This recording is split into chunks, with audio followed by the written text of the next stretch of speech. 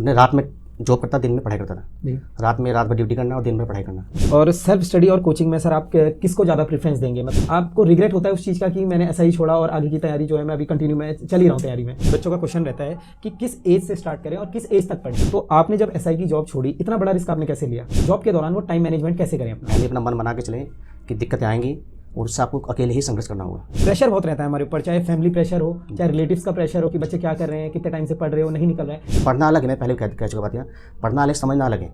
जब आप चीज़ें समझी होंगी आपने तो आपकी याद रहेंगी। तो खाली पढ़ रहे आप, लग रहा है आपकी याद हो रहा, याद नहीं हो। कोई भी स्टूडेंट है, अगर वो उत्तराखंड में जो पीसीएस है या फिर यूपीएससी है इसकी तैयारी कर रहा हो, अगर वो फ्रेशर है तो उसको कैसे शुरुआत करनी चाहिए? तो उसका काम ही क्या है जी। भाई? भर्ती के लिए इतनी मोटी मोटी तनख्वाह उन लोगों की, तो करते क्या है लोग ना? जब भर्ती टाइम से करा पा रहे हो, एक भर्ती सेशन करा पा रहे, भर्ती पहले तो आएगी नहीं, फिर पेपर में 150 सवाल में से। सर एक और चीज़ मैं आपसे पूछना चाहूँगा, बहुत बच्चों का क्वेश्चन रहता है कि किताबें कैसे पढ़े। होता है ना कि याद नहीं होता है हमें, कोई ऐसा तरीका बता दो कि हमारे दिमाग में भी छपते जाए, हमें पढ़ने में आसानी हो जाए, कोई ऐसा तरीका? तनाव होगा आपको, तो सबसे अच्छा तरीका ये कि आप ज़्यादा सो मत करिए बात को कि आप तैयारी कर रहे हो। लोगों को बताऊँगा आपको दबाव डालेंगे वो। कि आपके जो हिंदी में थे 100 आउट ऑफ 98 नंबर थे, तो कैसे कोई एसआई के लिए हिंदी स्टार्टिंग से कहते हुए सबसे बेकार तैयारी बताते ग्रुप सी की। जी। सबसे बेकार है, कोई पैटर्न नहीं पता, कोई पैटर्न नहीं निकाल, कब क्या दे देंगे, कब क्या। सर एक और चीज़, जो पीसीएस की तैयारी करते हैं बच्चे, बुक से नोट्स कैसे बनाएं या ऑनलाइन यूट्यूब से पढ़ते हैं, तो कैसे उन लोग को नोट्स बनाने चाहिए, मैनेजमेंट कैसे? देखिए, अगर गढ़वाली कुमाऊनी बोली से दिक्कत है हरिद्वार, देहरादून और यूडीएन वाले लड़कों को हुई, तो ये खैर गलत है। उसमें बहुत सारे अपने ऊपर सेल्फ डाउट होता है कि हम कर पाएंगे नहीं कर पाएंगे, तो वो लोग कैसे तैयारी करें? ग्रुप सी करें या फिर यूकेपीएससी की जो छात्र है पिथौरागढ़ से, उसके पास आर्थिक स्थिति इतनी सही नहीं है, देहरादून आ सकता है या दिल्ली जा सकता है, अगर वो वहीं से पढ़ना चाहता है, या फिर किस तरीके से वो तैयारी करे गाँव से? देखिए, अगर आपको अपनी योग्यता के अनुसार चीज़ें मिल जाती हैं तो आप सेटिस्फाई हो जाओगे, वरना हो नहीं पाओगे आप ना। हेलो एंड नमस्कार, मेरा नाम है मुकुल और आप देख रहे हैं माई टॉक शो। दोस्तों, जैसा कि आपको पता है, हम लोग जो है ऐसी स्टोरीज कवर करते हैं जहां से आप लोगों को बहुत कुछ सीखने को मिलता है। तो कुछ दिन पहले मैंने अपने सोशल मीडिया प्लेटफॉर्म पर एक पोस्ट अपलोड किया था, आपको बताया था कि हमारे बीच में कौन आने वाले हैं। अगर आपने मुझे सोशल मीडिया पर फॉलो नहीं करा है तो आप फॉलो कर सकते हैं। वहाँ पर आप लोग अपने बहुत सारे सवाल जो हैं पूछते हैं, जो हमारे गेस्ट होते हैं उनसे। तो छोटा सा इंट्रोडक्शन मैं सर के बारे में आपको दे देता हूँ। सर ने जो है स्टार्टिंग अपनी पुलिस कांस्टेबल से की थी, उसके बाद सर ने जो है प्राइमरी टीचर एज रहे थे, उसके बाद 2014 में सर उत्तराखंड एसआई में जो है सिलेक्ट हुए थे, उसके बाद जॉब छोड़ी सर ने। फिर जो है सर ने उत्तराखंड पीसीएस के काफ़ी मेंस दे चुके हैं, इसके अलावा सर यूपी पीसीएस मेंस दे चुके हैं, इंटरव्यूज़ दे चुके हैं, और अपने जो फाइनल लास्ट अटेम्प्ट में लास्ट ईयर सर ने यूपीएससी में इंटरव्यू भी दिया था। तो बहुत कुछ यहाँ से आपको सीखने को मिलेगा, चाहे आप यूकेपीएससी की तैयारी कर रहे हैं, यूपीएससी की कर रहे हैं, या आरओ कोई सा भी वेरियस एग्जाम जो है हमारे स्टेट में इनकी तैयारी कर रहे हैं। इनको लेकर जो आपके सवाल थे, हमसे पूछे गए थे, वो सारे मैं आज सर से डिस्कस करने वाला हूँ। तो बहुत बहुत स्वागत है सर आपका हमारे शो में। थैंक्स मुकुल, सबसे पहले आपको बधाई देना चाहूँगा मैं इस अच्छी शुरुआत के लिए। नमस्कार, मेरा नाम अमित कुमार और मैं हरिद्वार जनपद से हूँ। हरिद्वार में लक्सर क्षेत्र में मेरा गांव पड़ता है। मेरी प्रारंभिक पढ़ाई वहीं से हुई है, गांव से ही पहले 8वीं तक, और फिर इंटर तक मैंने किसान विद्यालय इंटर कॉलेज लक्सर से किया है। उसके बाद मैंने बीएससी किया केएलडीवी रुड़की से, और उसके बाद मैं जॉब पे गया 2007 में कांस्टेबल में। सर बेसिक से हम शुरुआत करेंगे। सबसे पहले आप ये बताइए, जब आपने जो पढ़ाई की आपकी हरिद्वार से हुई है जी, उसके बाद आपने जो हायर एजुकेशन है वो कहाँ से की थी? मैंने रुड़की से ग्रेजुएशन किया है जी, और पोस्ट ग्रेजुएशन यहाँ डीएवी से। पोस्ट ग्रेजुएशन डीवीसी किया। सर आपने जो जर्नी में आपके बारे में छोटा सा इंट्रोडक्शन दे चुका हूँ, उसको आप ब्रीफ से बताइए एक बार, आपने शुरुआत कहाँ से करी और अभी आप क्या करते हैं? मैंने 2007 में बीएससी किया जी। उसके बाद मेरा हुआ selection police constable Uttarakhand police में 7 में। उसके बाद मैंने 13 तक जॉब की, फिर 13 में मेरा प्राइमरी टीचर में हुआ, फिर मैं वहाँ टीचर में गया। फिर उसके बाद उत्तराखंड एसआई की भर्ती आई 14 में, इसमें हुआ मेरा। फिर वहाँ से छोड़ के मैं इसमें एसआई में हुआ मेरा। फिर उसके बाद ट्रेनिंग की मैंने उस एसआई की, 1 साल जॉब भी की। फिर उसके बाद मैं छोड़ के चला गया दिल्ली तैयारी के लिए यूपीएससी। तब मैंने एक मेंस दे चुका था, मैं यूपी उत्तराखंड पीसीएस का ट्रेनिंग से दिया था हमने। ट्रेनिंग पे तो अच्छा नहीं हो पाता, मेरा मेंस नहीं हो पाता एसआई की ट्रेनिंग के दौरान। एसआई का, हाँ। फिर एक जब जॉब में था, अंडर ट्रेनिंग थे, तब मैंने वहाँ से मेडिकल लेकर 3 महीने के लिए मैं, तब मैंने तैयारी की, तो मेरा मेंस तो हो गया। इंटर कॉल आ गई, इंटरव्यू दिया मैंने उसमें, पर मेंस में इतने अच्छे नंबर नहीं बन पाए थे। इंटरव्यू के बाद में मुझे लगा नहीं होगा। फिर रिजल्ट आया, उसके बाद 10-20 दिन बाद रिजल्ट आ गया था उसका। फिर उसके बाद उस दिन मैं चला था दिल्ली, यहाँ से जॉब छोड़ के अपनी। दिल्ली में मैंने तैयारी की वहाँ पर। पहली बार मैंने जो यूपीएससी का 18 मैंने पी दिया, मेरा पी नहीं हुआ। फिर उसके बाद 19 में दिया मैंने, 19 में मेरा प्री हुआ, मेंस दिया पर मेंस नहीं हो पाया फाइनल मेरा। फिर 20 में कोरोना वजह से बड़ा डिस्टर्बेंस हुआ और मेरा प्री भी नहीं हुआ। फिर 21 में फिर मैंने प्री, मेंस और फाइनल इंटरव्यू दिया लास्ट जी, और मेरा लास्ट अटैम्प्ट था जी। और उसमें आपका मेरी एज हो गया, और एज अटैम्प्ट भी ओवर हो गया था। सर एक चीज़ मैं जानना चाहूँगा, काफ़ी स्टूडेंट्स का ही क्वेश्चन रहता है, आप पढ़ाई में कैसे थे? मतलब शुरू से ही आप तेज छात्र रहे थे या फिर आप एवरेज स्टूडेंट जो होता है? एवरेज रहे, आप एवरेज ही रहे। तो गवर्नमेंट जॉब की तरफ आपका रुझान कैसे हुआ, मतलब 2007 से स्टार्टिंग? 7 में बीएससी कर रहे थे, पहले तो ये था विचार कि हम पीएचडी करेंगे एमएससी के बाद जी, पर ये घर की स्थिति अच्छी खास थी नहीं कि हम तैयारी करते उस भी जी। तो एक कांस्टेबल भर्ती में ट्राई किया, उसमें हो गया। तो सर कांस्टेबल की भर्ती को जब आप हुए तो अमूमन हम देखते हैं कि हम लोग सेटिस्फाई हो जाते हैं काफ़ी बच्चे। तो आप कांस्टेबल के बाद जब प्राइमरी टीचर बने तो उस दौरान आपने तैयारी कैसे करी थी अपनी? जी देखिए, अगर आपको अपनी योग्यता के अनुसार चीज़ें मिल जाती हैं जी, तो आप सेटिस्फाई हो जाओगे, वरना हो नहीं पाओगे आप ना जी। तो वही हमारे साथ हुआ। उस टाइम बीएससी की थी, तैयारी मतलब ठीक थे, पढ़ने में इतने भी नहीं थे, पर इस सेटिस्फाई हो नहीं पाए, हम पढ़ते रहे। मेरा ये था, मैं दिन में जॉब करता था, मैं रात में जॉब करता, दिन में पढ़ाई करता था जी। रात भर ड्यूटी करना और दिन भर पढ़ाई करना जी, मेरा ये था। फिर इसमें प्राइमरी टीचिंग हुआ। प्राइमरी टीचिंग कितने साल की आपने? मैंने अंडर ट्रेनिंग किया, बस ट्रेनिंग। अच्छा, ट्रेनिंग करी। उसके बाद एसआई के लिए आपने उस दौरान फिर से कैसे तैयारी करी? फिर से एसआई में जाके ट्रेनिंग थोड़ा बहुत पढ़ना टाइम मिला जी, फिर वहाँ पर काम। ये मैंने जो प्राइमरी टीचर में और एसआई में मेरा ये जॉब के साथ ही निकाले मैंने, दोनों पेपर जॉब के साथ ही निकाले। सर एसआई में आपकी कौन सी रैंक थी? एसआई में सर मेरी 30 रैंक थी जी। सर कैसे एसआई की स्ट्रेटजी? सबसे पहले तो ये बताइए सर, हमने सुना था कि आपके जो हिंदी में थे 100 आउट ऑफ 98 नंबर थे, तो कैसे कोई एसआई के लिए हिंदी स्टार्टिंग से कैसे कवर करे? जी देखिए, हिंदी की अगर बेसिक चाहिए आपको तो कक्षा 8 की बुक आती है, ग्रामर की बुक, सबसे पहले वो पढ़िए आप, बेसिक सारे क्लियर होंगे उस हिसाब से। कक्षा 8 की बुक, उसके बाद कोई भी ऑथेंटिक बुक आप लुसेंट पढ़ सकते हो आप, या हरदेव बाहरी की बुक आती है हिंदी की, इतनी मोटी बुक आती है, उसमें उससे बाहर कुछ जाएगा नहीं।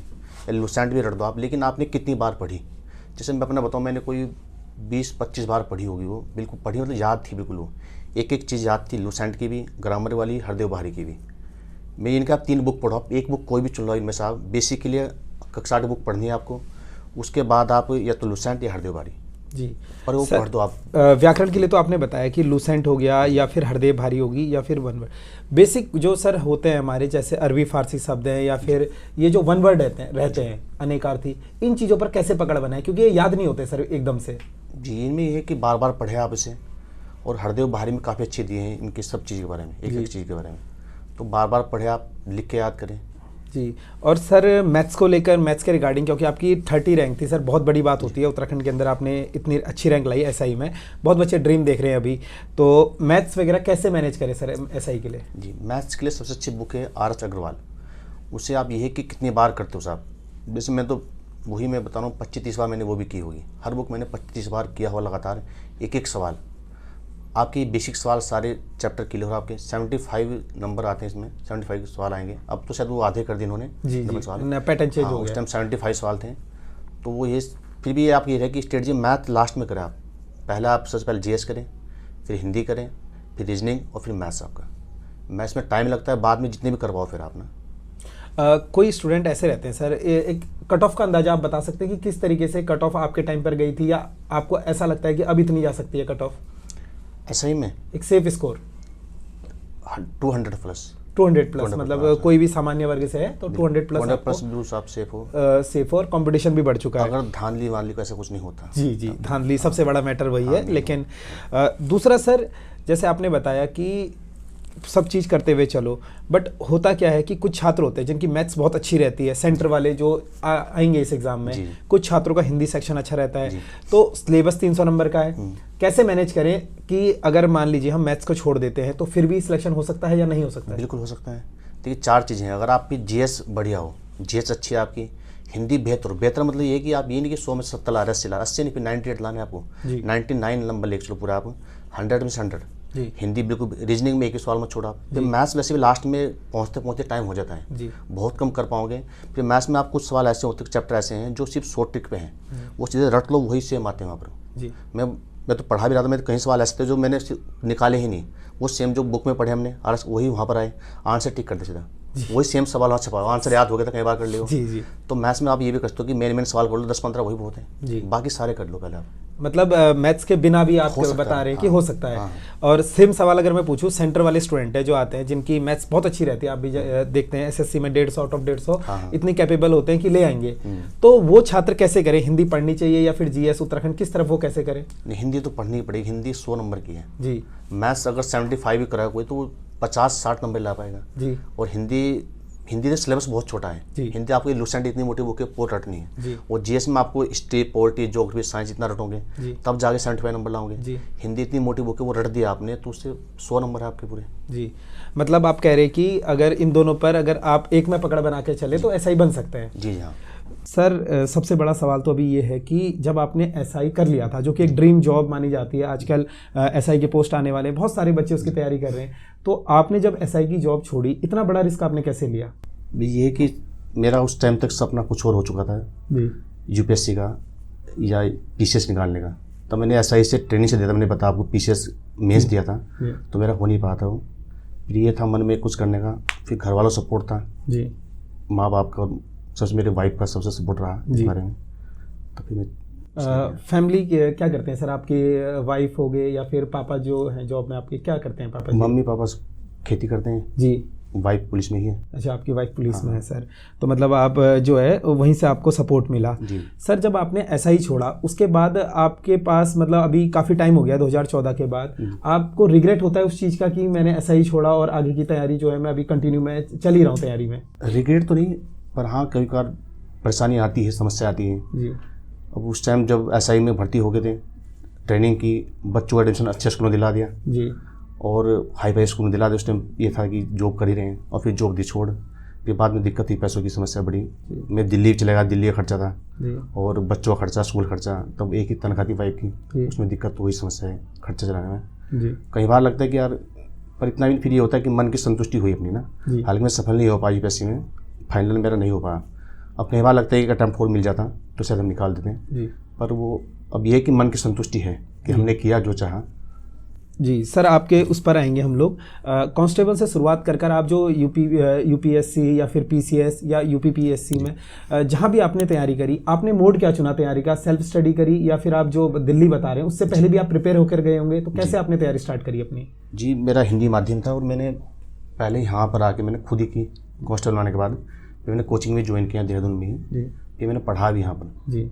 द एकलव्य अकेडमी है, राउज में पढ़ा मैंने, ओरिजिन में पढ़ा मैंने, ओरिजिन अब तो नहीं शायद अकेडमी यहाँ पर ही। तो मैंने पहले पढ़ा भी, फिर पढ़ा भी मैंने जी। और खुद ही करता रहा मैं यहाँ पर। उसके बाद फिर मैं दिल्ली गया कोचिंग के लिए। जी। दिल्ली में 4-5 साल रहा वहाँ पर। जी। उस दौरान मैंने यूपीएससी के 2 मेंस इंटरव्यू दिया एक बार और यूपीपीसीएस 2 मेंस लिखे। जी। और ये लास्ट अभी यहाँ का मेंस लिखा है जी। अभी उत्तराखंड पीसीएस अभी मेंस दिया है हाँ, वो भी आपने, रिजल्ट लोअर भी अपर दोनों दिए हैं शायद आपने। जी, हाँ। जी। तो उसका रिजल्ट का इंतजार है आपको।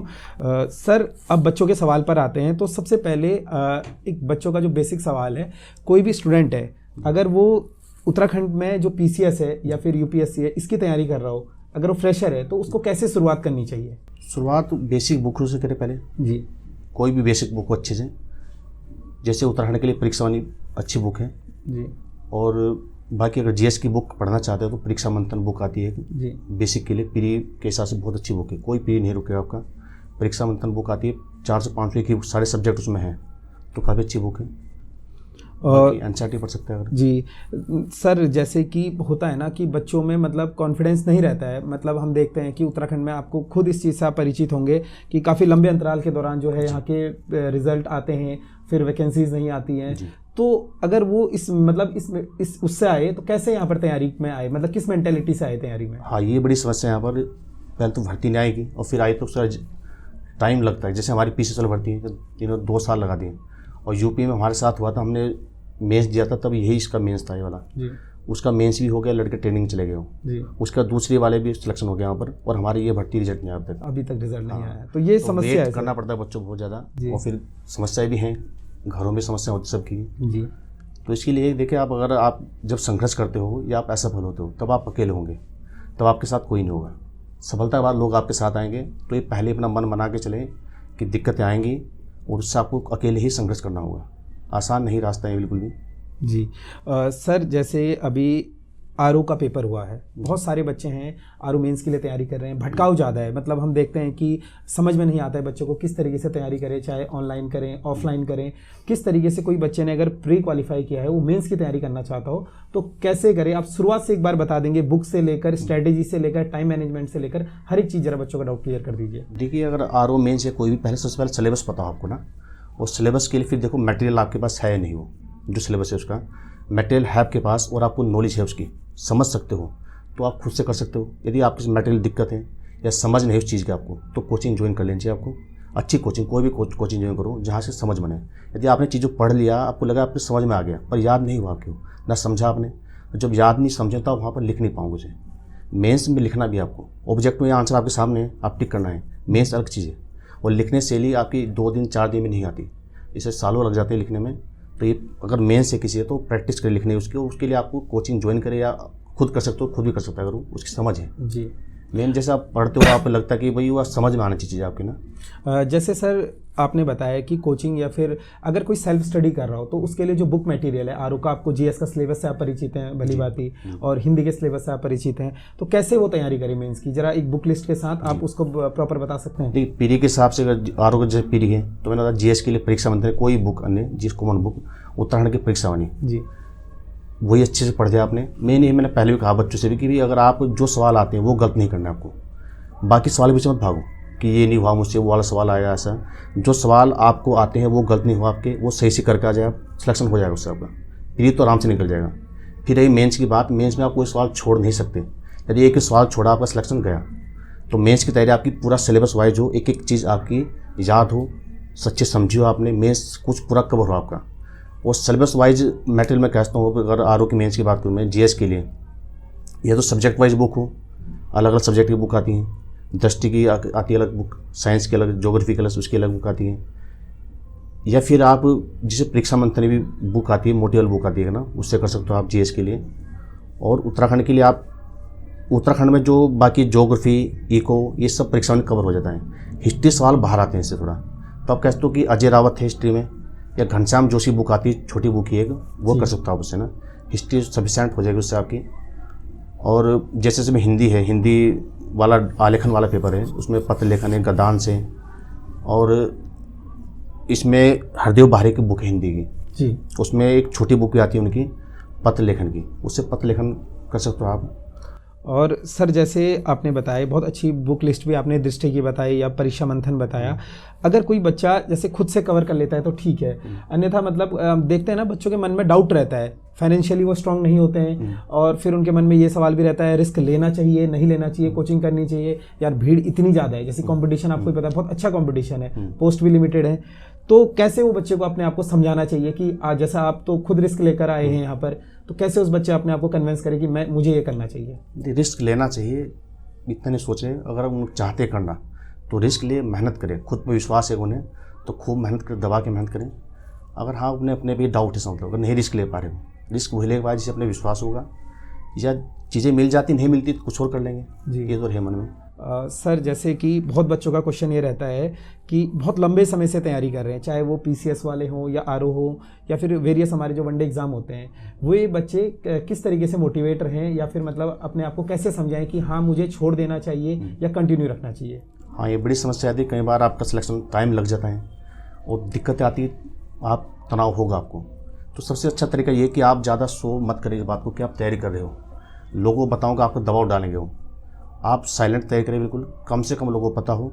और दूसरा ये मोटिवेट रहिए, आपका क्लास वगैरह तो उससे आप मोटिवेट रहते हो, कोई एक ग्रुप हो आपका पढ़ने का ना, क्लास होती है उससे एक आप मोटिवेट रहते हो, लगातार क्लास से जुड़े रहते हो जी। अगर आप सेल्फ करते हो खुद ही नहीं पढ़ पाओगे, या एक एज होती है जब तक कुछ ही समय तक आप अकेले 1 साल पढ़ पाओगे और लग गए 2-3 साल आपको, तो अकेले पढ़ नहीं पाओगे आप, या पढ़ोगे बैठोगे पढ़ने लेकिन माइंड कहीं और रहेगा आपका, फिर घर वालों के फ़ोन आएंगे, डिस्ट्रैक्शन रहेगा। और आजकल ये भी समस्या देखी मैंने, बच्चे पढ़ते हैं साथ में मोबाइल साथ में होता है उनके, जी बहुत ये सबसे बड़ी समस्या है। मोबाइल पे आप नहीं पढ़ पाओगे, मोबाइल में यूट्यूब है, इंस्टा है, फेसबुक है, 10 तरह की चीज़ें, व्हाट्सएप है, और मोबाइल भी चल रहा है, उधर पढ़ भी रहे हो आप, तो याद कैसे होगा। बच्चे पूछे याद कैसे करें सर, याद नहीं होता, यह कैसे करें। तो मेन है डिस्ट्रैक्शन कम हो आपका, तो मोबाइल तो बंद कर दो, साइलेंट कर दिया आपने मोबाइल तब तक के लिए। ये मोबाइल में आप पढ़ाई में सहयोग है मोबाइल का, यदि उसमें क्लास करते हो आप, उसमें डिस्ट्रैक्शन बहुत ज़्यादा है, या तो मोबाइल में आपको फ़ायदा जब आपको पता हो सर्च क्या करना है आपको, ये तो पता हो ना। पढ़ाई हमेशा किताबों से होती है। आप पहले पढ़ो बैठ के, जब आपको कुछ डाउट हुआ तब अपने मोबाइल सर्च कर लिया। मानो कोई टॉपिक पढ़ रहे हो आप, क्लियर नहीं हुआ आपको, तो अपने मोबाइल उठाओ, सर्च किया गूगल में। और आप मोबाइल में सोचे मोबाइल से पढ़ाई कर लूँगा, पता है क्या है पढ़ने का, मोबाइल में है बहुत कुछ, पर आपको कैसे पता क्या अच्छा है क्या बुरा है। वहाँ बुरी चीज़ें बहुत हैं जी। तो ये है इसमें। सर दूसरा, आपने जब शुरुआत करी थी तो आपने खुद बताया कि आप जॉब के दौरान तैयारी करते थे। बहुत सारे स्टूडेंट अभी ऐसे हैं, चाहे वो पुलिस कांस्टेबल में हैं या फिर पटवारी अभी हाल ही में नियुक्त हुए हैं, और आपने भी देखा बहुत सारे एग्ज़ाम अभी क्वालिफाई किए हैं और उनका भी जो है मेंस के एग्ज़ाम है, आरओ मेंस हो या फिर आने वाली जो वैकेंसीज़ हैं। जॉब के दौरान वो टाइम मैनेजमेंट कैसे करें अपना? देखिए जॉब के दौरान तो ये कि ड्यूटी कहीं साइड में लगवा लें, जहाँ कम काम हो वो टाइम निकाल सकें। अगर आपको पेपर नज़दीक है तो आपको 6 से 8 घंटे चाहिए पढ़ाई के लिए। 1-2 घंटे में कुछ होने वाले हैं, कंपटीशन बहुत ज़्यादा है। तो फिर ये है कि मेडिकल ले, छुट्टी ले, उससे पहले तो 1-2 महीने पहले तो उससे पहले कि वो साइड ड्यूटी कर ले, कहीं दिन में उन्हें 8 घंटे पढ़ना ही पड़ेगा सिलेक्शन लेने के लिए।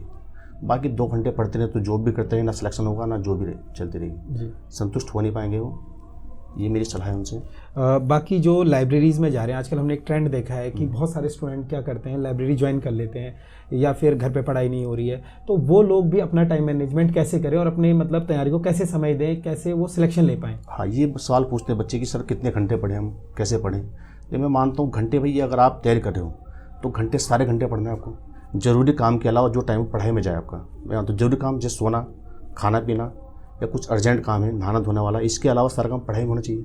ये घंटे वाली बात आज समझ में आती नहीं मेरे भाई। जितने घंटे जैसे दिल्ली में रहते थे हम सभी लड़के, मैं क्या हर कोई लड़का वहाँ का यही था, सिर्फ सोना है 6 घंटे, उसके बाद सब टाइम पढ़ाई में जाना है। खाना शेड्यूल ऐसा बनाते थे हम अपना, जैसे हमने सुबह उठे, हम मुँह हाथ पर धोया, ब्रश किया हमने, उसके बाद पढ़ाई शुरू कर दी, चाय नहीं पीनी, पढ़ाई में लग गए। और फिर जब थकान हुई फिर हम 1 घंटे बाद आलस से आया तब चाय बनाते थे। उस 15 मिनट चाय पीनी है, अपनी बातचीत कर लेनी है, फ़ोन लगा के चाय पीनी है, बनाने जो घर में फ़ोन करना वो कर लिया, फ्रेश हो गया, चाय भी काम निपट गया, फिर पढ़ाई में लग गया।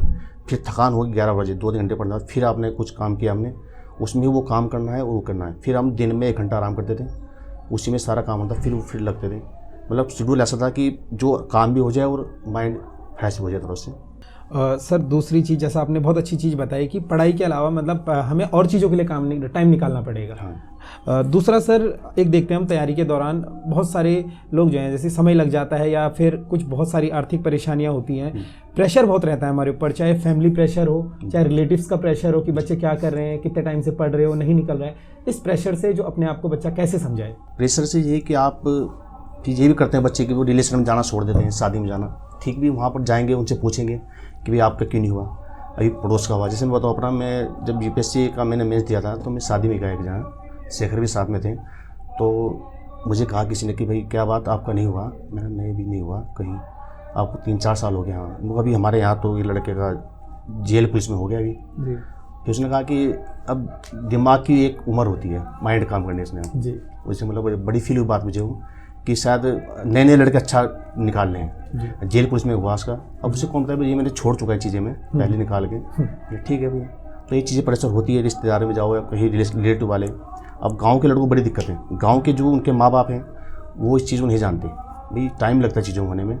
और शहर के आदमी समझ जाते हैं माँ बाप उनके, ठीक है चलो भाई टाइम लगता है, सपोर्ट कंपटीशन भी देखते हैं, देखते हैं उन्हें रिजल्ट चाहिए, रिजल्ट सब देखते हैं आप, और मेहनत कोई नहीं देखता उसके पहले कितनी दिक्कत है ये सब चीज़ें। अब रिजल्ट में लेट हो फिर समस्या होती है इसमें।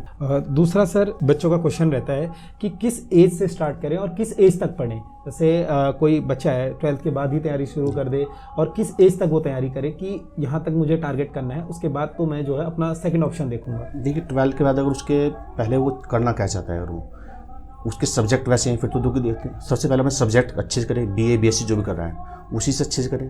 अगर उसके सब्जेक्ट मानो UPSC करना चाहता है वो, सब्जेक्ट उसका ज्योग्राफी है और BA में उसके बाद ज्योग्राफी है, तो पहले वही अच्छी से करें, BA अपनी ग्रेजुएशन अच्छी करें। और उसके बाद विंटर के बाद अगर ग्रुप सी तो इंटर बाद शुरू कर दो या ग्रेजुएशन।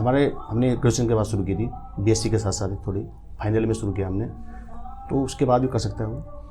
और किस एज तक सर? क्योंकि आजकल हम देखते हैं कि पहले टाइम अलग था, वैकेंसी ज़्यादा थी, लोग पढ़ते नहीं थे, कम मतलब पढ़ते थे, जो पढ़ता था सिलेक्शन जल्दी हो जाता था।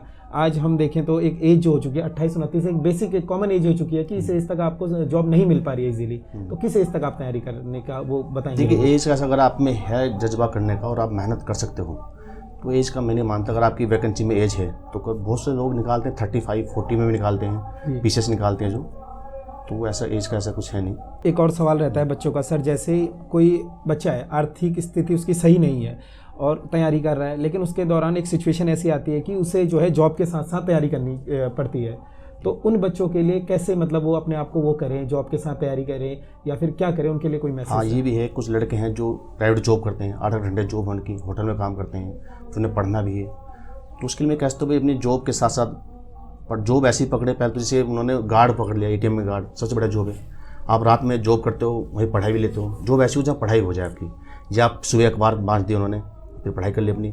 तो जॉब ऐसी हो, टाइम मिल जाए, फिर उसके साथ टाइम निकालना पड़ेगा आपको अधिक से अधिक। यही समय है मेहनत का, तो आप जो टाइम निकाल के पढ़ सको अच्छे से आप। जी सर, दूसरी चीज़ कि जब हम देखते हैं अब पढ़ाई पर सब कुछ हो चुका है, अब बहुत से बच्चे होते हैं जैसे उन्हें बहुत ज़्यादा ज्ञान होता है, मतलब आपने भी कुछ स्टूडेंट ऐसे देखेंगे, आप भी टीचिंग करते हैं, बहुत नॉलेज उन्हें होता है, लेकिन पेपर नहीं निकल पाता है, एग्ज़ाम हॉल के अंदर जाते हैं अलग, वहाँ से प्रेशर अलग आ जाता है, या फिर वो उतना परफॉर्म नहीं कर पाते हैं। तो कैसे अपने परफॉर्मेंस को बढ़ाएं या फिर कैसे अपना सिलेक्शन? हाँ, ये समस्या भी होती है बच्चों की भाई, वहाँ जाके तनाव ज़्यादा होता है पेपर में जाके उन्हें। तो इसके लिए एक तो मैंने बताया अभी आपको कि वो ज़्यादा ना बताए मेरा पेपर है आपका, सबको मैं पेपर देने जा रहा हूँ। फिर लोग पूछेंगे उनसे, या वो दबाव डालेंगे, या ऑल द बेस्ट आएगा, तो दबाव बढ़ता है उसके ऊपर ना कि भाई पेपर में निकालना है मुझे, वो दबाव। दूसरा मैंने बच्चों को बताया था कि अगर आप पेपर से पहले जाते हो तो पहले अगला ऑप्शन सोच लो आप। जैसे ग्रुप सी पेपर दे रहे हो आप, तो पहले सोच लो कि ज़्यादा वो खास है नहीं, इसके बाद पीसीएस तय करूँ मैं। जब अगला ऑप्शन आपके मन में रहेगा तो आप ज़्यादा दबाव नहीं लोगे। यदि पीसीएस दे रहे हो आप, तो यूपीएससी सोच लो पहले आप कि इसके बाद यूपीएससी, या कुछ और सोच लिया आपने कि भाई ये करूँगा। जब ऑप्शन खत्म हो जाता है आपके पास, तो दबाव ज़्यादा लूँगा आप, टेंशन ज़्यादा होगी, और ज़्यादा शोभ मत करो आप। बाकी तैयारी अगर आपकी अच्छी है तो कॉन्फिडेंस आपके अंदर होगा, डर आपको नहीं लगेगा, कम से कम डर लगेगा आपको। खूब तैयारी क्यों, आपने मॉक टेस्ट दे दो उसके पहले आप, तो आपका डर तनाव कम होगा आपको। आजकल हमने देखा है कि बहुत सारे बच्चे जो हमारे सीमांत इलाकों में रहते हैं, हम उत्तराखंड से, यहाँ की भौगोलिक स्थिति आपने देखी है कि जो छात्र है पिथौरागढ़ से, उसके पास आर्थिक स्थिति इतनी सही नहीं है, देहरादून आ सकता है या दिल्ली जा सकता है, अगर वो वहीं से पढ़ना चाहता है या फिर किस तरीके से वो तैयारी करे, गाँव से रहकर अपने जो गोल है उसको अचीव करे। ये आजकल ऑनलाइन कर सकता है, अगर ऑनलाइन अच्छी प्लेटफॉर्म में जुड़ जाए वो। यूट्यूब पे फ्री मैटर बहुत है, आप वहाँ से कर सकते हो, या अच्छी बुकों से कर सकता है। और सेल्फ स्टडी और कोचिंग में सर आप किसको ज़्यादा प्रेफरेंस देंगे? मतलब कि कोई स्टूडेंट है, बहुत कंफ्यूजन रहता है, होता है उनके अंदर कि हम सेल्फ स्टडी कर लेंगे, बट कैसे, और कोचिंग, मतलब इन दोनों में से आप क्या वो सजेशन देंगे? जी देखिए, पहले आप समझिए, अगर आप चीज़ों समझते हैं या नहीं, आप किताब पढ़ते हो, समझना अलग है, पढ़ना अलग है। यदि आप चीज़ों पढ़ के समझ जाते हो आप, तो आपको आवश्यकता नहीं कोचिंग करने की। यदि आपकी इंटर तक की पढ़ाई अच्छी जगह हुई है, अच्छे टीचर ने पढ़ाया आपको, वो समझ है आपको एनसीईआरटी बुक की। एनसीईआरटी हर कोई पढ़ता है, पर समझ में किसी की नहीं आती, हर किसी नहीं आती। पहले आप बेसिक समझ हो आपकी ना उस चीज़ सब्जेक्ट की आप, यदि आपको समझ अच्छी है और समझ लेते हो आप, वो याद होती, तो आपको जरूरत नहीं कोचिंग करने की। यदि आपको समझ में दिक्कत है, या मटेरियल अच्छा नहीं आपके पास, या आपको नहीं आती, तो आप नहीं कर पाओगे। जैसे आपने टीचर आपको पढ़ाता है, जब आप समझ दो आप, तो वही चीज़ें याद आती है एग्जाम में। जैसे मैं बताऊँ अपना, मेरे दिल्ली मैंने पढ़ाई की, जब मैं मेंस लिखा मैंने, तो मेरे टीचर की पूरी शक्ल याद आती, कैसे उन्हें कैसे बताऊँ, वही लिखता जाता मैं।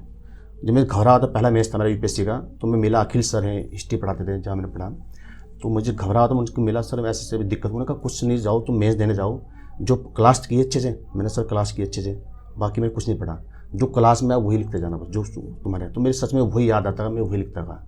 मेरे टीचर की ये भी याद आता क्या क्या वही लिखता था, टीचर क्या क्या बताया मैंने। तो कोचिंग फ़ायदा होता है आपको, यदि आपकी समझ अच्छी नहीं है या आपको यादें नहीं है, तो ये समझना होगा आपको कि भाई आपकी याद चीज़ें आती है। पढ़ना अलग है, मैं पहले कह चुका बात यहाँ, पढ़ना अलग, समझना अलग है। जब आप चीज़ें समझी होंगी आपने, तो आपकी याद रहेंगी वो खाली पढ़ रहे आप, लग रहा है आपकी याद हो रहा है, याद नहीं हो रहा वो बात पढ़ने और याद में अलग बात है। बहुत अच्छी बात कही सर आपने यहाँ पर। उम्मीद करता हूँ आप लोगों को बहुत कुछ यहाँ से सीखने को मिल रहा होगा, और आप लोग भी इसी तरह, मैं चाहता हूँ कि अगली बार किसी का मैं इंटरव्यू कर रहा हूँ, आप लोग यहाँ पर बैठे हैं और आप लोग से बहुत लोग जो है कुछ सीखें। तो जल्दी से आप लोग चैनल को सब्सक्राइब कर दीजिए, चैनल पर नए आए हैं, और वीडियो को अधिक से अधिक शेयर कर दीजिए, ताकि हर एक वो छात्र तक ये वीडियो पहुँचे जो अक्सर उसके ये सवाल रहते हैं, भटकाव रहता है, और उसको कोई गाइड करने वाला नहीं होता है। सर एक और चीज़ मैं आपसे पूछना चाहूँगा, बहुत बच्चों का क्वेश्चन रहता है कि किताबें कैसे पढ़े, होता है ना कि याद नहीं होता है हमें, कोई ऐसा तरीका बता दो कि हमारे दिमाग में भी छपते जाए, हमें पढ़ने में आसानी हो जाए, कोई ऐसा तरीका आप बता पाएँ? तरीके, सबसे पहले किताब मैंने बताया, डिस्ट्रैक्शन कम, मोबाइल ना हो आपके पास, मोबाइल साइलेंट हो आपके पास पेंसिल हो, अंडरलाइन करके पढ़ो आपसे, और चीज़ें समझ के पढ़ो, ये समझिए आपने याद रहेंगी। फिर फॉर्मूला बनाओ हर चीज़ का, आप फॉर्मूला कुछ ही बनाओ अपने हिसाब से, आप कुछ भी बना फॉर्मूला आपने, कि भाई जैसे बहुत सारी चीज़ें एक साथ याद करनी है आपको, तो आपने फॉर्मूला बना उनका, यदि वैसी चीज़ें समझ नहीं आपको, जैसे ये है कि भाई कर्क रेखा किन किन राज्यों से गुजरती है, तो ये फॉर्मूला बनाते हैं आप कि भाई फॉर्मूला आपका अपना हो चाहे कुछ भी हो, तो आपको याद रहेगा, कभी भूलोगे नहीं आप उसे। और यही कि अंडरलाइन करके पढ़े आप, और आप जहाँ ज़्यादा शोर शराबा ना हो, और अपने को चेक करते रहे कि जब पढ़ रहे हो आप वाकई पढ़ रहे हो आप। जब आप पढ़ते हो तो ध्यान कहीं और होता है आपका, कभी आपने देखना आप कि आप पढ़ रहे हो, सोच कुछ हो रहे हो आप, और फिर लगता है मेरे इतनी 1 घंटा पढ़ा, कुछ याद ही नहीं हुआ। याद कहाँ से होता, जब पढ़ रहे थे आप तभी आप उसके बारे में सोच रहे थे, फला के बारे में कुछ और बातें सोच रहे थे। जब पढ़ो से पढ़ो आप।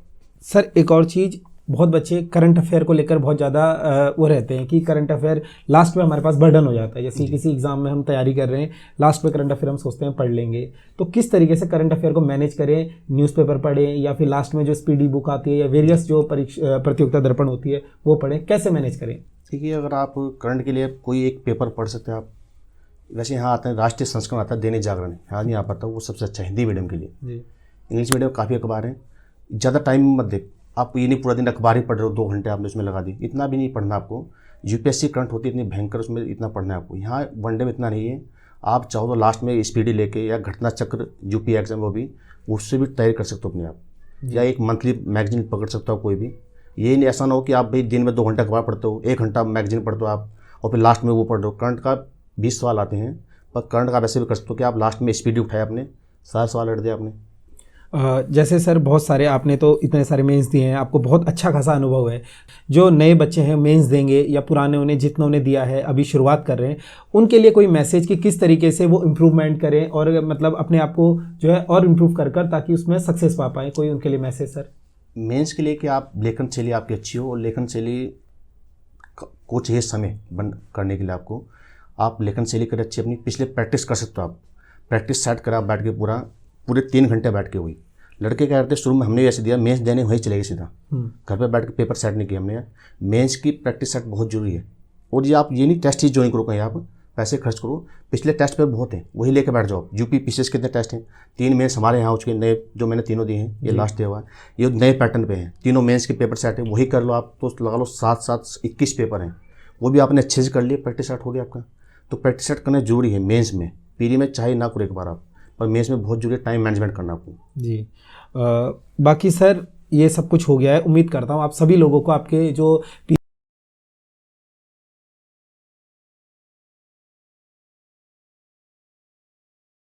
आप एग्ज़ाम पैटर्न को देखें, चाहे यूपीएससी एसएससी हो या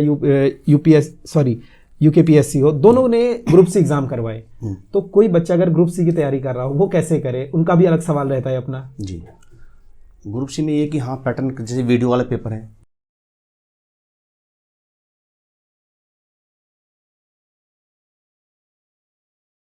आरओ में हमने देखा अधिकतर बच्चे सवाल आसान थे वही गलत करके आए हो। तो कुछ हार्ड सवाल कोई नहीं कर पाएगा। आप बेसिक सवाल गलत नहीं करना, आपको बेसिक बुकों से पढ़ना है, आपको अच्छे से पढ़ना है, बार बार पढ़ना है। ये एक सवाल ये भी था किसी का कि बुकें चेंज करें, या वो मैं कमेंट पढ़ा था आपके उसमें जी। कि बुकें अगर नहीं हो रहा सिलेक्शन, बुकें चेंज कर लें या वही पढ़ते रहें। तो आप बुक आपकी अच्छी है पहले से, अगर आप तो बार बार उन्हें ही पढ़े, आपको उन्हीं बुक को बार बार पढ़ना है, आपको बुक चेंज नहीं करनी अपने आपको।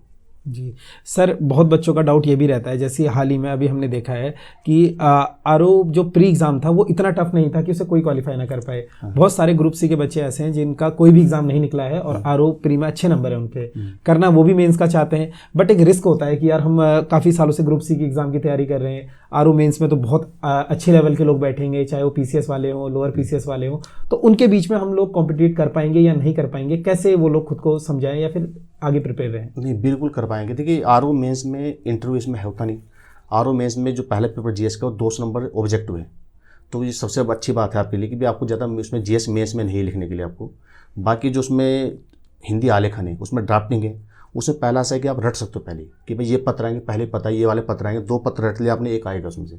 सिलेबस ओपन है बिल्कुल, वो रट्टा मार लिया आपने अगर ग्रुप सी बच्चा है कोई। और एस्से का भी टॉपिक खुले होते हैं पहले ही वो, तो 3 एस्से रट के जवाब अच्छे से आप, और उसे भी थोड़ा घुमा के लिख दिया आपने। और जो जीएस वाला पेपर आपका ऑब्जेक्टिव है उसमें अच्छा कर सकते हैं बच्चे ना, तो ग्रुप सी वाला बच्चा बहुत अच्छा कर सकते हैं, ऐसा नहीं। सर ऐसे के लिए आपने बोला, तो बच्चे पत्र लेखन और ऐसे के लिए कोई बुक आप सजेस्ट कर पाएँ? अगर आप ऐसे के लिए बुक देखो, ऐसे किसी बुक से कोई आपको 10 दिन में नहीं सिखा सकता। ऐसे है लिखने की प्रक्रिया, आप जब उसे प्रैक्टिस करोगे तभी आपसे लिखने को आएगा ऐसे ना। हाँ, ये कैसे तो आप बुक अगर देखने, एक दृष्टि बुक आती है निबंध दृष्टि प्रकाशन की, वो अच्छी बुक है। और पत्र लेखन के लिए आप एक इनकी हरदेव बहारी की भी छोटी बुक है, वो कर सकते हो आप, जिसमें ऑथेंटिक पत्र हैं। ये बुक काफ़ी पोस्ट के लिए। और सर ग्रुप सी वाले बच्चों के लिए एक सवाल ये भी है कि बहुत सारे बच्चे ग्रुप सी की तैयारी करते हैं और उनके माइंड में भी ये चलता है, जब वो पेपर देखते हैं, चाहे लोअर पीसीएस हो अपर पीसीएस हो, माइंड सेट उधर भी दौड़ता है, लेकिन उनको पता है इसकी प्रक्रिया बहुत लंबी है, फिर मेंस में बहुत सारे अपने ऊपर सेल्फ डाउट होता है कि हम कर पाएंगे नहीं कर पाएंगे। तो वो लोग कैसे तैयारी करें, ग्रुप सी करें या फिर यूकेपीएससी की करें या यूकेएसएससी की तैयारी करें? ज़्यादा अंतर है नहीं तैयारी में, आप दोनों साथ साथ चलते हैं आपकी। आप ग्रुप सी दे रहे हो और पीछे जैसे हमने जब ये यूके पीसीएस मेंस दिया तब ग्रुप सी तैयारी कर दें। पहले मैंने ग्रुप सी एसएससी बैंकिंग दिया, उसके बाद पीसीएस की ओर मुड़े फिर। तो ये ऐसा नहीं कि आप देते रहो साथ साथ में। और मेंस में पीरियड तो सेम ही है लगभग सभी का, ग्रुप सी और इसमें भी। पीसीएस में इतना अंतर है नहीं, तो साथ साथ चलते रहे अपना, और फिर आपको धीरे धीरे कॉन्फिडेंस आएगा, जब दोगे आप पता लगता है उधर मुड़ जाओगे आप। जी। ग्रुप सी के लिए सर एक सवाल, वीडियो का पेपर आपने देखा, लास्ट 2 टाइम से यूकेएसएससी करा चुका है, लोकल लैंग्वेज को लेकर काफ़ी सवाल है। आप खुद हरिद्वार तराई जनपद से आते हैं, तो आप इस चीज़ को किस तरीके से देखते हैं? जो राज्य स्तरीय क्वेश्चंस है, जो लैंग्वेज है हमारी, ये परीक्षा में आने चाहिए नहीं आने चाहिए, या फिर इनका किस तरीके से आप देखते हैं इसको? देखिए, अगर गढ़वाली कुमाऊनी बोली से दिक्कत हरिद्वार, देहरादून और यूडियन वाले लड़कों को हुई, तो ये खैर गलत है। 2-3 सवाल तो ठीक है, पर इतने सवाल गलत हैं जितने पूछे उन्होंने। इससे फ़ायदा मिलेगा कुछ बच्चों को जी, बल्कि जो लड़के पहाड़ से उन्हें फ़ायदा नहीं हुआ। अधिकतर बच्चे देहरादून रह रहे हैं या दिल्ली बाहर है, जो प्लेन में, उन्हें अपनी भाषा आती नहीं। शुभम नेगी लड़का है कि वो उस दिन उनका फ़ोन आया, वो रो रहा था इस बात से। मैंने भाई आपके तो अच्छा है, तो गढ़वाल से हो, कुमाऊनी सवाल पूछें। सर हम कब से नीचे रहते हैं, हमें नहीं पता है गढ़वाली कुमाऊनी बोली और कहावतें, जो ऐसी कहावतें जो नॉर्मल कहावतें हैं तो पूछ ली। उन्हें ऐसी पूछी जो किसी लोकल को नहीं पता होगा, जो पहाड़ का व्यक्ति है। सर खुद मतलब पहाड़ी बच्चे गलत कर रहे हैं उनको, और इतने पूछना गलत है, खैर इतना नहीं पूछना चाहिए। 1-2 सवाल तो ठीक है, पूछ सकते हैं। पर सर हम देखते हैं जैसे बहुत सारे बच्चों का तर्क ये भी था कि अरबी फारसी हमसे पूछे जाते हैं, तो वो तो हमारे कहीं काम नहीं आती है, सिलेबस में मेंशन है, और बहुत ज़्यादा बवाल बच्चे इस पर कर रहे हैं। ठीक है, अपना तर्क सबका है, बट मतलब ये हमने ये भी देखा है कि जो गढ़वाल में ऑलरेडी रह रहे हैं उनके भी गलत हैं गढ़वाली, मतलब सब तुक्के का गेम है ये। लेकिन इसे हम चाहे आयोग की अच्छी पहल कहें या फिर ये सिलेबस से ही वो दे रहा है कहें, इससे कहीं ना कहीं हम अपनी जो लैंग्वेज है उसकी तरफ आ रहे हैं। हाँ, ये कह सकते हो आप। अगर पहले से बात में थोड़ा बच्चों को वो किया जाए कि भाई हम ये पूछे जाएंगे सवाल, इस बार बच्चे ज़्यादा अवेयर नहीं थे। हो सकता सिलेबस में हो ये बोली के बारे में मेंशन है सर, मैंने लिखा नहीं, तो ये पहले थोड़ा अवेयर किया जाए कि भाई ये सवाल पूछे जाएंगे। ये बच्चों अचानक एक बार इसमें ज़्यादा पूछे, पहले 2-3 पूछते, फिर सवाल को बढ़ाते। इस पेपर में क्या हुआ, ज़्यादा ही पूछे, इसमें ज़्यादा इसलिए बवाल हुआ। दूसरा सर एक सवाल ये रहता है कि जैसे हम देखते हैं हमारे उत्तराखंड का जो कार्य प्रणाली है, चाहे यूकेपीएससी की हो, हाल ही में यूकेएसएससी तो बदल चुका है, अब जो अपने रिजल्ट हो, एग्जाम हो, बहुत समय से करा रहे हैं। यूकेपीएससी आप भी खुद मेंस देकर आए हैं, आपने जैसा बताया था हमें कि जो आपका पीसीएस है अभी तक यहाँ रिजल्ट नहीं आया, यूपी में जो है ट्रेनिंग में चले गए हैं। इस कार्य प्रणाली पर आपका क्या कहना है सर? जी, एक तो यहाँ भर्ती आती नहीं, नहीं तो फिर आई तो 5 साल में भर्ती आएगी, फिर वो 4-5 साल से होने में लगे हैं। ये बड़ी समस्या है बच्चों से ज़्यादा। और फिर घर का प्रेशर, रिश्तेदार का प्रेशर, ये रहता है बच्चों पर। जैसे मैंने बताया आपको, हमने जो पेपर दिया था उसके बाद वो ट्रेनिंग में चले गए, हमारे साथ मेंस दिया बच्चों ने यूपी पीसीएस का, अगली भर्ती के वहाँ इंटरव्यू चल रहे हैं जी। और हमारा अभी वही नहीं आया, मेंस हो चुका फरवरी में, 1 साल हो गया उससे रिजल्ट आए हुए। तो ये बड़ी समस्या है यहाँ पर उत्तराखंड में कि रिजल्ट पहले तो भर्ती नहीं आएगी, उसमें धांधली की चीज़ समस्या है, फिर वो रिजल्ट ही नहीं आता उसका जी। तो सर मतलब जैसे आपने बोला कि इसको आप किसका दोष मानते हैं? मतलब ये आयोग का दोष है या फिर ये सिस्टम ही ऐसा हो चुका है कि? बिल्कुल, ये सही कहा आपने, सिस्टम ही ऐसा हो चुका। आयोग का दोष है, बिल्कुल है।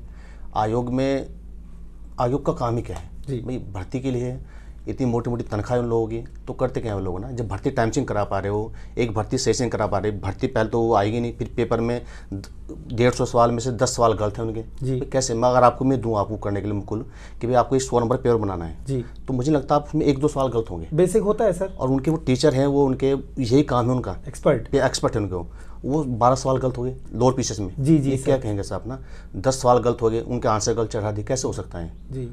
ये तो फिर कुछ समस्या है इनके साथ। सर अमूमन हम देखते हैं, आप भी पढ़ाते हैं, प्रैक्टिस सेट करवाते हैं, तो बेसिक 1-2 गलतियां चलती हैं, 1-2 हो जाती है, कोई बात नहीं। लेकिन 12 जब गलतियां होती है तो उससे 3 बार आपको रिजल्ट निकालना पड़ता है। किस चीज़ के एक्सपर्ट हो, इतनी मोटी मोटी तनख्वाह ले रहे हो आप, किस चीज़ की ले रहे हो आप जी सर।